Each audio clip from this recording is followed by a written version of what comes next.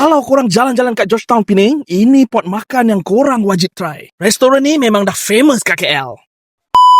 Ini dia Halap Restaurant. Lokasi betul-betul kat bandar Georgetown. Parking pun diorang dah sediakan kat belakang restoran ni. Free je. Okey, ini apa yang aku order. Untuk starter, korang wajib order baba ganoush. Dia punya rasa tu ada rasa smoky sikit, berkrim, lagi padu bila makan dengan roti panas-panas. Lepas tu, try pula tray kebab. Luar dia rangup, tapi bila gigit je, dalam dia lembut weh. Inti daging cincang dalam tu memang full of flavor. Untuk main course pula, ini dia. Oven lamb with vegetable. Makan sekali dengan bawang bakar, tomato bakar, layan weh. Jangan lupa korang kena order kebab hal lagi. Daging kambing cincang ni dibakar, lepas tu ada taburan kacang pistachio kat atas tu. Rasa juicy daging campur rangup kacang tu memang lain dari yang lain. And last, try chicken salona dia. Makan dengan roti malawah, memang layan. Anak-anak aku pula layan chicken menu, and diorang pun suka. Okey, dah makan, kita minum pula. Kalau korang suka yang creamy, try pina colada milkshake atau avocado juice yang pekat-ikat ni. Sebelum balik, kita tutup sesi makan-makan dengan Adani Teapot.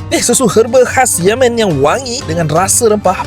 Terus lega perut kau. So guys, overall memang puas hati. Kalau korang kat Penang dah bosan nasi kandar, try makanan Arab pula. Ini alamat dia, korang waste je terus sampai. So guys, jangan lupa share video ni kat geng makan korang, and follow aku untuk konten-konten padu lagi. Let's go.